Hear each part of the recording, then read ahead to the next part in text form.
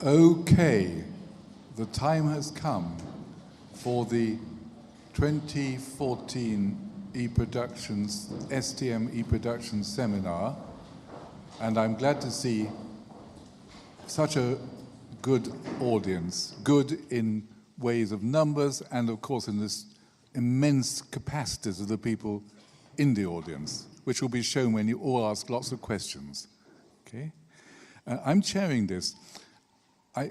As of great kindness to the organizer, who is Tasha Mellons-Cohen, who took over from me, I've been running this seminar since we started in 1999, with 1 year's exception, and I am grateful for STM to continuing with it until we've reached our present really substantial numbers for a specialist area.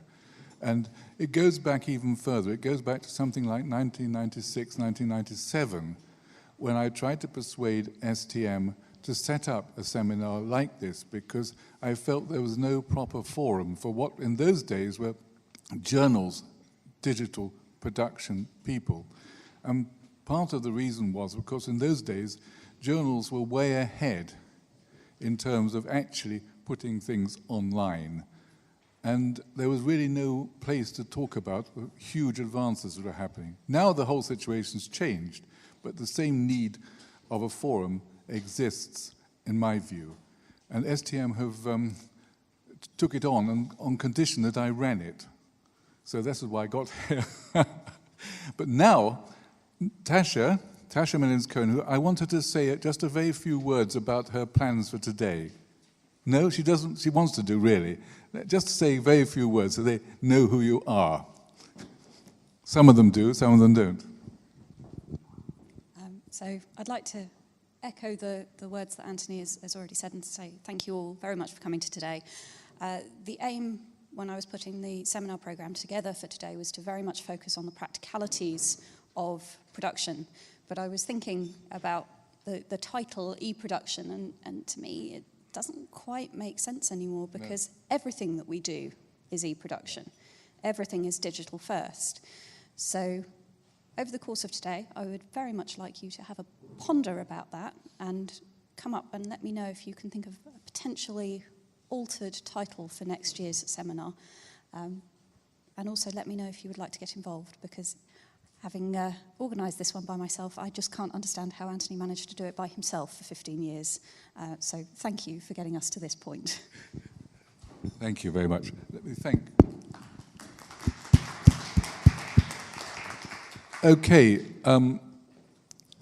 as I say, there's going to be space for questions on the program. Interaction is very important. Of course, we have the time outside for networking. And I think I will now not hold things up. And where is Melissa? Is she? Yeah. And if you could get to your position, there's a little space for me to introduce her, but I don't really like introducing people on the basis that it's all written down already in the biography, and you've got quite an extensive biography, so we can all read it and think this is a wonderfully well-qualified person. But I think when Tasha asked Melissa to do this, I guess it was partly because if you're starting at a well-funded organization like eLife, you can start from scratch and think what is the best way of doing things. You're not handicapped by any legacy, I guess. And you can really look, on the basis of your experience, you can choose the best workflow and so on, which that you can. And so, please go ahead. Okay. Thank you. Good morning, everyone. I'd just like to echo the thanks to Tasha for asking me here to talk. As Anthony said, as starting up from scratch, we were able to choose things as we wanted, and the workflows we've aimed to do things as easily as possible. But having said that, we were asked to do it in a really quick space of time, so there were a few things that were a problem. But anyway, I'm just going to talk about the life story, the tools and the processes, the workflow and the people, and some of the choices of challenges. I've focused mainly on what we've done more recently rather than the initial setup. Is that okay? Yeah. So the first thing I just wanted to state is that production isn't for the glory hunter. I think most of us probably know that.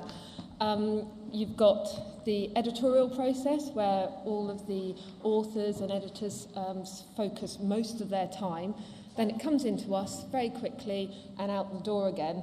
And we don't tend to get invited to all the kind of various meals and editor things because we're quite in a small area, and there's overflow on either side, and there's a chance that we can kind of get sidled out. But that's what could happen. But I think what we should make happen is to work on either side of that. So I'll talk a little bit later about how I've kind of pushed myself into the editorial workflows and how important that is for processing the content across. And also, obviously, eLife's technology side is really key because we are online only, so we don't tend to deal with print at all, really, apart from little bits and pieces here and there. But as Anthony said earlier, there are things that make my job really easy. And so the fact that we are really well funded, so we're not a kind of bootstrap organisation, we're small and new. And I was asked to explain when I was talking about this slide with some of the staff, and it's the cargo ship, and then we've got the small tugboat. And so we're small and agile.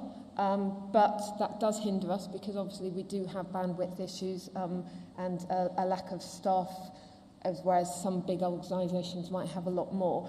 But also our aim is to try and steer the STM industry in a way and all the external processes. So we use CC BY license, so for anyone who doesn't know that, that's the most liberal of the licenses as possible. And what it means is that my job, I don't need to worry about access and kind of preventing access to people. My job is to get the content to go as far and wide as possible and to get it reused as much as possible as well. And then the two pictures, so the one on the left is Graham Knott. He's an external developer I work with, and he's based out in Canada.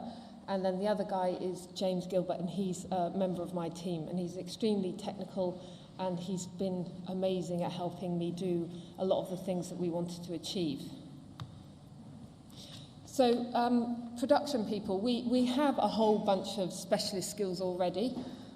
Sometimes they might not kind of come to the surface that much, but workflow and process management, that is a really key area that we work on, and we can extend that across our organisations and help other areas of the organisation, like with vendor management. That's a key area. And I've said basic XML because for many years we didn't really even know what XML was, or we knew what it was but didn't really have to do a great deal with it. And for many years my production staff were just looking at PDFs and copy editing and looking at the layout and things like that. And not thinking about the structure underneath and how key that is. And I must, the BMJ group, it was with great excitement that one of our members of the team who'd come from a magazine background, and he was very PDF-centric, and when he'd actually said to me that he was looking at the XML at one point, that was really amazing. And right from the start at eLife, the staff were looking at the XML output from the submission system and thinking about that and the way that it translates to how it's processed online. So they're going to be the main focuses, but obviously our other existing specialist skills, there are numerous ones, but obviously we've got the copy editing, typesetting, and the print production. They're all really key areas. But XML is the basis of everything, generally. I know that my head of technology keeps on talking about JSON to me, and he hates XML and things like that, but pretty much that's where we are at the moment. So I have to put in a little bit of a plug about JATS4R, which is JATS for reuse. At JATSCon last year, there was a plea for us to, as an industry, to start standardising the way we use JATS XML, because there's so much variety, and for data miners, it's really difficult, even things as simple as the license statement and whether they can reuse the content. we all do things slightly differently within the context of the content as well as the tagging. So we set up this group to try and come up with some recommendations. And so far we've got recommendations for license statements, and also we've developed some tools so that people can see whether they're compliant with our suggestions, and basically we're just going to carry on working with that. But we're very much at the basis stage, but anyone is welcome to join, and please kind of do look online and have a look at what we're doing. We just this week converted to JATS. We were on NLM. So the main thing, I think the majority of people who uses JATS here, is it yeah, so majority of people. So that's so a big input. And also PubMed Central, obviously they've got great guidelines there for what tagging should be done. And so our XML feeds in to all of these different places. And I'll go through the majority of them a bit later on. But it's obviously, that's the basis. And also the key thing there is that it's the basis for the PDF as well. So the whole typesetting process, it's all XML first. So when we set up, as I said, we were given a short amount of time. So much as we'd probably love to have built everything ourselves, we did have to go to external vendors. And I know the next talk is about outsourcing and the pitfalls and things like that. So we did have a lot of experience of that. And the vendors we chose were eJournal Press for the submission system, T&Q for the content processing, and Highwire for the display. So that all got set up. There was a lot of time and effort went into that. So for the submission system process, one thing that I was really keen about was that I was going to be able to get the majority of the metadata in XML format to come into the production process. And there's a fair amount of effort that goes into QC of this at eLife. So the editorial staff and the production staff make sure that the metadata is all pretty much perfect. So when it goes to T&Q, they don't have to do anything with the metadata. That was the aim. So with the content, it is. But the problem is that we were still figuring out the tagging and the XML between Highwire, EJP, and us. So when we actually launched, there are some differences. And see, this is key for my next slide. But basically, it's great structured content, but it's not exactly how it will be at the final process. The T&Q, it does mean that they automated a whole bunch of processes just to convert it. And then it goes online. Unfortunately, I know this has been the question for everyone for so long, is how can we automate converting the actual content? But obviously T&Q, they're doing certain things for us, but there are manual workflows, but we are looking into that, and we're really keen to speed up the whole processes by doing that. So at the beginning of last year, we listened to our editorial boards and all the scientists out there, because eLife is science for the scientists, and we're just staff there to kind of help them get what they want to achieve, as opposed to, well, I was going to say as opposed to a traditional publisher, but that sounds quite rude. But it's just that they are driving us a lot of the way, and so they desperately wanted the content to be published as soon as possible. And so we were investigating an author's accepted manuscript workflow. So we had the XML, so the majority of the metadata in the submission system. We've got it online, and we've got the files and everything that could come out of the submission system. And it was just going to be a simple, basic author's PDF, just load it online. Now the problem is because when we first set up there was so much going on that the output doesn't exactly match what is online, we had a problem in the middle. So we could either go to those guys or those guys and say, can you do these conversions for us? And it would basically cost an awful lot of money and a lot of time. So we decided, it was actually one of the in-house developers that said to me, well, why don't we do it? So a lot of our content and a lot of our processes already are powered by the Amazon Web Services. I was given Graham to work with, And James as well, he's a SQL king. So what we did was James generated a whole bunch of SQL queries that get exported. So they're querying the EJP system. They get exported, and EJP exports the files to our web service center. And then Graham then built a whole bunch of conversions and generated an XML file that would work for Highwire, and so it exports the content over to them. So that's just to kind of recap. It's just basically the submission system exports a whole bunch of files and the SQL queries on a daily basis.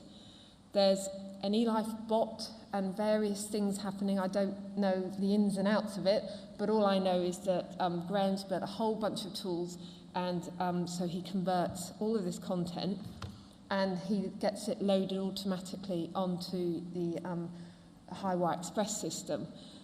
And so the staff at the beginning, they're already used to this and making sure that all the content in the submission system is just right. So there are certain things that might break it. So I don't know, I think if there are quote marks, they have to be singular quotes rather than double quotes, because otherwise it breaks the system. But they know all this, so they have to make sure that all the content is great on the submission screens before they press the button. And then the rest of the process is completely automated until they check the content online. There were problems at the beginning, and there are every so often we get failure messages, but internally we're managing that, and because we're not relying on other people, there's not that time delay, so we can immediately deal with it. So for instance, a phrase, decapitate the PDF. So basically the export system has the author's title page, also the submission system's title page, and then when it goes online, there's their title page. So obviously we needed to get rid of one of them. So our head of technology built a script that removes the title page from the submission system, and sometimes that fails. So we get messages saying decapitation failure, and then we have to do it manually in-house. But this workflow, so by taking it in-house, we managed to speed up the process. The iterations and the amount of kind of backwards and forwardsing was much easier, because Graham was just be able to respond like that to any problems online, and then with the online system, and then it all kind of was really quick.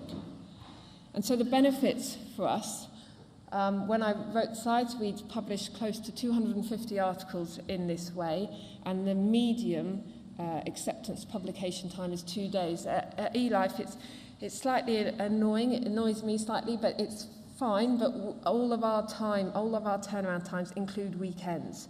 So we're not given that freedom, because the scientists don't stop working over the weekend. So we've got to include that. But my greatest joy is that about 20 so far of our articles have actually been published on the day of acceptance. So we've really managed to achieve a really quick turnaround time.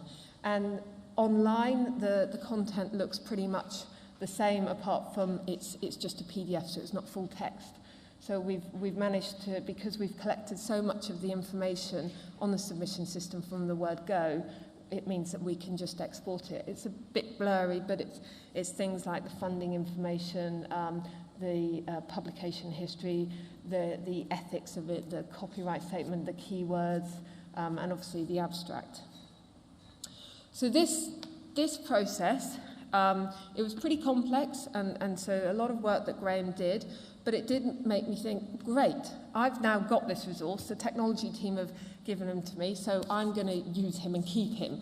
I don't want to give him back. So we thought, well, what else can we do? There must be loads of other things. So I've got Graham, we've got our AWS system, which has got all the content in there. We've got the data and the files. We've got final content in there as well as the initial content. So the next thing we thought about doing was taking over some of the other processes that were currently managed by an external vendor.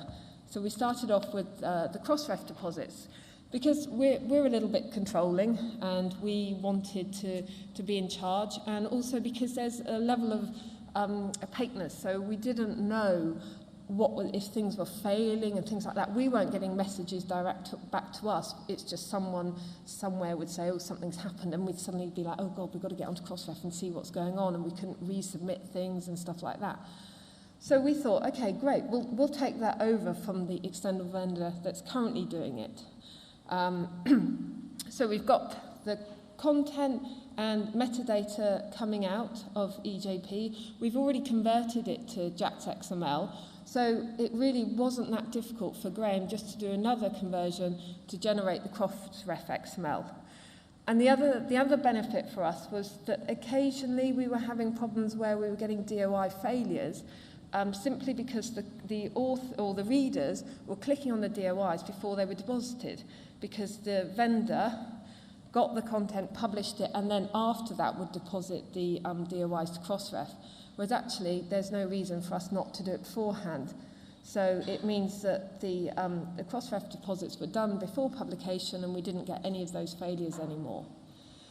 There was a problem in the sense that we couldn't do the final version of record versions, because the funding information that we were collecting at that point wasn't completely validated against the FundRef IDs, and so we did need to have a bit of a manual workflow in there. So we decided that our content processors, we'd ask them to do that manual part of the workflow, which would enable us to, and also there was a problem with the different MIME types. One of our online host had slightly different MIME types for some weird and wonderful files, and so they would be able to manually change those as well. So currently we've got the EJP sending the content to T&Q, then they do the final deposits, they've got the JAX XML, they're converting for the final versions the Crossref XML, and it enabled us to join FundRef as well. But obviously we want to bring it in-house. We want more and more. So with the submission system, we introduced a system whereby the content, the funders are validated against the Crossref list, and they either get a tick when they've passed or that kind of error message when they haven't. And so what happens is our staff in-house will check the ones that aren't validated, and if they are okay, then that's fine. They're not on the FundRef list, so we let them go. But if they're not, then we kind of change it around, because authors are still struggling quite a lot with the funding information at the moment. So that means, now that we've implemented that, it means that we don't need that manual check by T&Q anymore. So it means that in the future, some point next year, I'm hoping Q1, we're going to take that in-house as well. So the other deposit that we decided to take on after this was the PubMed deposit. And this was the most exciting one for me, because we did have problems when we introduced our authors accepted manuscript workflow, where there were quite a few failed submissions, and we had no idea about it, because all of the PubMed information and messages go to Highwire, and it's really difficult for them to split out per publisher. But if we took it on board ourselves, we'd then get to know exactly what was going on, because we'd get all the messages direct to us. In this case, it got slightly more complicated, because we couldn't generate the PubMed XML and send it to them before publication, because if there were any problems, or if we didn't publish on that day or publish the day after, that meant that the data would be wrong and it would be on PubMed. Whereas with Crossref, we would just resend another submission and it wouldn't be a problem, it would just overwrite. So Graham introduced this system where he was constantly checking the Highwire site to see whether that article was published, and once it was published, he'd then send the information to PubMed. And I know I've talked a lot about JAX XML, and we're all using it. It's weird, but PubMed, they've got their own XML. It's just slightly different, but it does involve a conversion, and so we do that for them. And so the results of these workflows are great. So we've noticed a rise in PubMed referrals since we took over. We don't know why, but it's happened. So I'm feeling a certain element of pride because I think it's all down to us taking it over. I'm sure it's not, but that's what we think. We're in control. So any error notifications come to us, and if there are any problems, we can respond like that. So we have had situations where we've maybe had to wait for a month for things to fix themselves, just because there's so much going on with the vendor. So we just do it ourselves. And also, we've been able to add new types of content. So I did wonder whether this might have had an influence on our rise in referrals, because we have categories and tags and different things. So each of our articles, we have a general subject area, a major subject area that they're tagged under, and also the organism that is used in that paper. Now, that's not explicitly, it's kind of tagged slightly differently for the online display on the Highwire site. So obviously for them, they wouldn't be able to just take that as part of the author keywords and send it to PubMed. So we just did it, when we took it over, we did it ourselves. So we just re-tagged them for the PubMed data and pulled them out. We also managed to, it meant that we could also add in the ORCID IDs, both to FundRef and, both to Crossref and PubMed, which weren't being achieved before, and also the FundRef information. We were going to have to wait for that if our external vendor did it, but we took it on ourselves. So it's all been a great success, us taking on board all of this stuff. I've had lots of fun with Graham trying to work out the workflows and the best way to do it. We work really well together in the sense that I've kind of got the publishing knowledge and the workflow of what we'd like and the pitfalls and the different things that we need. And then he goes into the more technical detail of what he needs to do with the eLife bot and how he's going to check against the site. I purposely didn't write it down on this slide, but there's some, because I got told it was a really dirty method of doing it, of how he checks the Highwire site, but that he sets something up and it works. So what else can we incorporate? So I think, already we've achieved a fair amount by taking over Crossref, FundRef, and PubMed deposits. Currently, T&Q deposit our content to PubMed Central for us, and I think it will just be really easy for us to take that over next year. They also deposit the information to Kudos that we send. We could potentially take that on board in-house as well.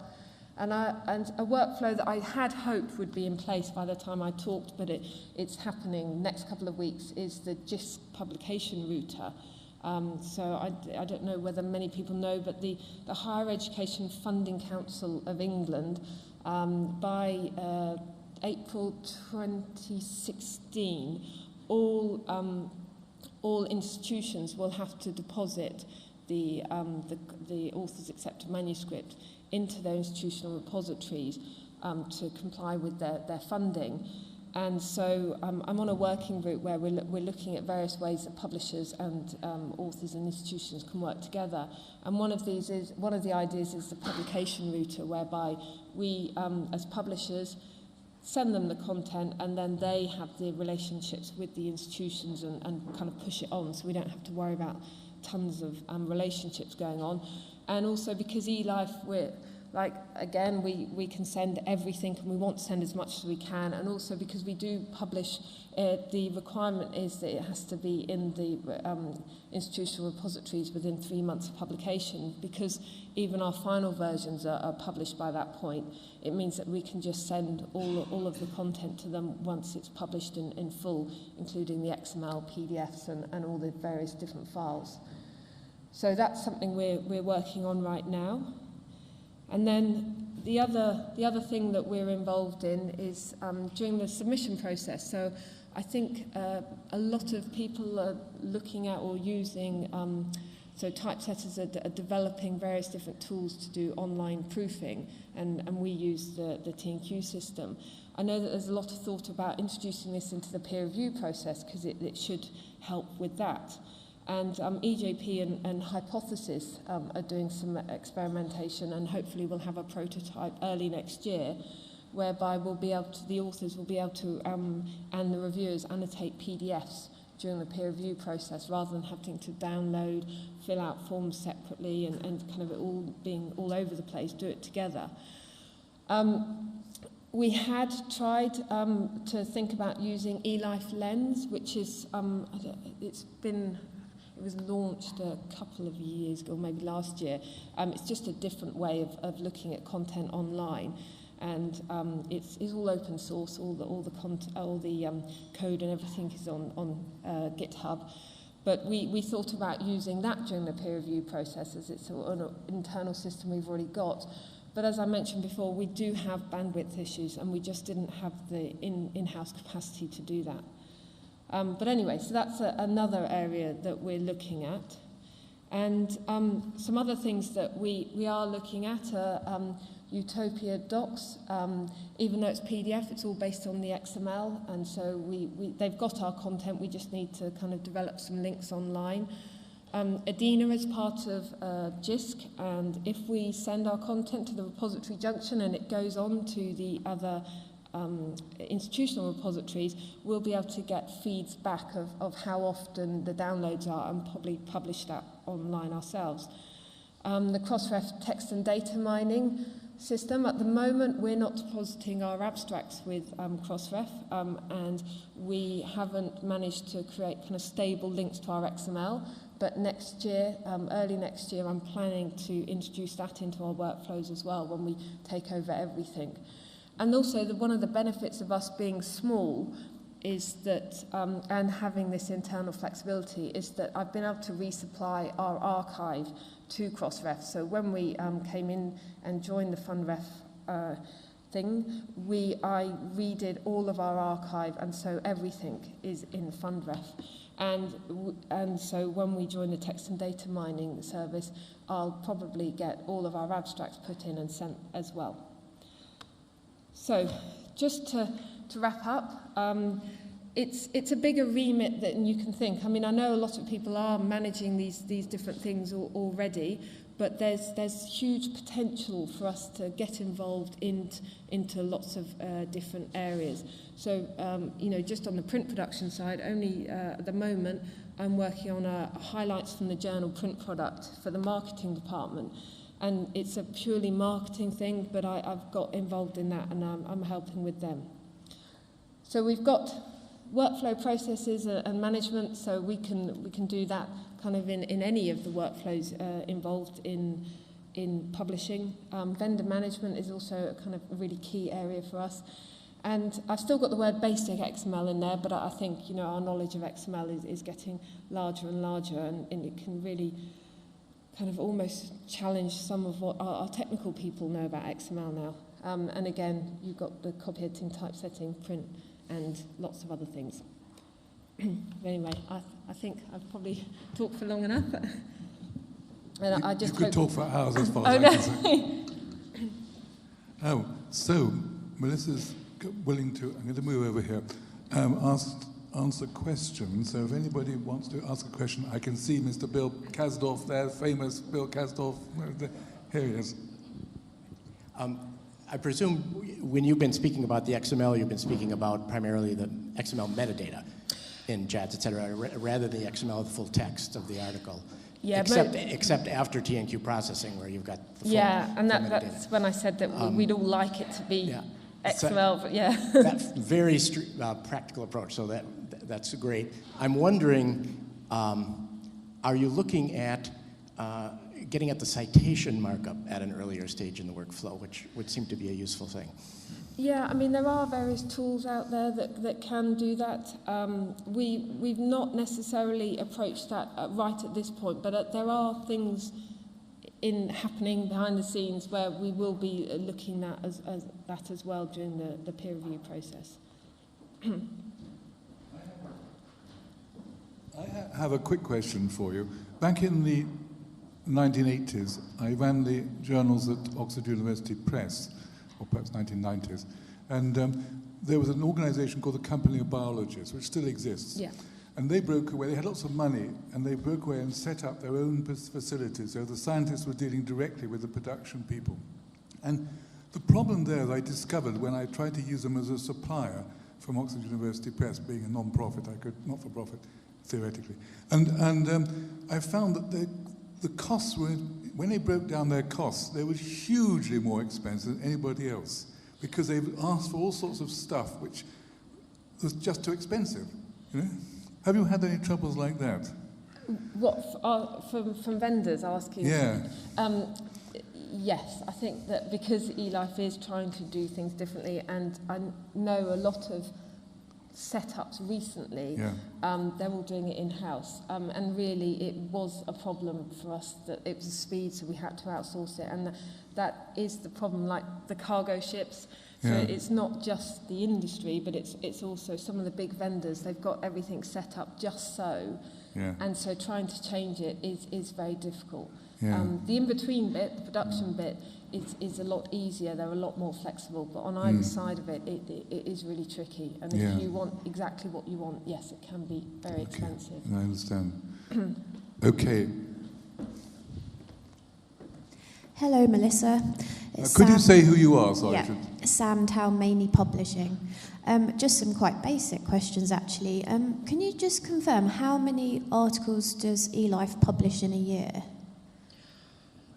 Well, per year, because in the first year, I think it was about 40, because we launched it in October. At the moment, we're publishing between 40 and 50 research articles a month. But it's not been standard. We're going up and up and up. Mm-hmm. So. And how many production staff do you have working on the articles directly in the way you've been describing? There are the editorial team that are doing some of those bits, and then I'm really embarrassed to say I've got 2 members of staff, and really the problem is that because we're so small and because I couldn't do it with 1 member of staff, we've got 2 because if there's sickness and things like that, but it's set up so that if we double, we can keep it the same. Mm-hmm. And have they come from traditional sort of production editorial backgrounds? No, they're both. One of them had a small amount of time at a publishing another publisher, but generally they're pretty much fresh graduates. Okay, thank you. Okay, Tasha. A very quick question. And the processes you've described are very interesting, but how well do you think they're going to scale? Because that's always the challenge with production. Yeah, no, exactly. No, that's totally fair enough. So that's why things like the fund ref information, we spent a lot of time. I counted it, and I did 3 articles where I was trying to work out the funding information. It took me an hour, which is just ridiculous. So there are scalability issues in the amount of effort we put in at certain processes. But what we're trying to do is look at making it as easy as possible for the authors to fill out that information so that then we can kind of process it through. To be fair, because we're a start-up and it's this kind of very high quality standards, there has, and also because we weren't publishing as much before, there was a tendency for the staff to be really, really thorough. So what I'm trying to do now is introduce a bit more of an 80-20 rule, where we can let go of certain things and they'll get picked up later. With regards to the automated processes, they have been set up so they're 100% scalable. So that's a good thing. Because I think with the author's accepted manuscript at the beginning, we probably had maybe only 2 or 3 failures a week, and now it's maybe 1 or 2 a month. So it's actually fine, and we've had no problems with the PubMed or the cross-ref deposits. And what it does mean is if there is a failure, the in-house staff, because one of my major aims was that I didn't want the staff doing boring, manual, repetitive tasks. I really wanted them to be more in the area of managing processes, in managing vendors, so and problem solving, because I think that's much more interesting. So so James, for instance, he had a very small amount of time at another publishing house before he came to us, but we're also, the staff are very technical, so he's a great whiz. He's got a real technical mind. He knows SQL inside out. We've done XML training with Mulberry Technologies, and he really gets it all. So, and also all the workflows and how they fit together, so he can really easily kind of get down to what the problems are and solve them. Richard Wynne, who has some experience from another startup some years ago, which they got involved in. Yes? Hi, Melissa. Hi. I have a question. It's really a follow-up on Bill's question about the process of getting to Highwire Express, where you described writing SQL queries to pull out metadata or to pull out data and create the manuscript that's deposited on Highwire Express. So I understand how that works with respect to the metadata. But what about the body of the manuscript? What are you doing for that? Yes, so that's why the authors accept manuscript workflow is just a PDF, and it's the metadata that comes out. And at the moment, it is T&Q that do the processing. We are looking at various things. I can't go into too much detail, but I know there's a lot of talk at the moment about HTML first, and I still have slight concerns about that, because I know my boss the other day was saying, well, if it's an HTML, it's really easy just to convert it to XML. And it's like, yeah, but our XML is so structured and there's so much going on there that it's going to be quite hard to automate it. But we're trying to chip away at it in various ways. But I mean, I don't know if anyone here has any experience of being able to convert an author's Word file into fully structured XML. I don't know, does anyone... Yeah, exactly. And so I think it's something we're all aiming for and we'd all be delighted to get, but I know people have been working on it for, 15 years and not got there yet. So. Anybody else trying this at the moment? Bill wants to say something, don't you? I will just say that for one of my clients, we have done that. For one of my clients, we have done that, but it's a client, it's Harvard Business Publishing, where they're publishing case studies. So they're very small articles authored by hundreds of different faculty members, kind of uncontrollable. Okay. So it is possible, but it's something where you need a very kind of circumscribed model. It does in fact go straight from Word to an XHTML file and EPUB. But I think it is possible to do it, but and people are working on this in more complex contexts like STM. Yeah, but I think the other problem we have at eLife is that we don't want to force the authors to put too much effort in at the beginning, because that's one of the other things that we're listening to. That's right. That's why this works, is that the authoring is fairly structured, fairly consistent, which is very unusual in normal publishing. Yeah. Most publishing, there's no control of what the authors do. No, I know. And the thing is, though, is if we all got together as an industry and created a template, and then they could submit, when they get rejected, submit elsewhere, and it's all the same, it would be fine. But that's another holy grail that, It will be when everybody's using blogging platforms like WordPress to do their authoring. Yeah. Bill just suggested it will become when all the authors are using blogging platforms to do their authoring. That'll be a day. I mean, one of the things that you can, if you have a historical view on this, at the beginning of all this process, people really thought the authors were going to supply properly, in the form that they wanted. And it's never happened.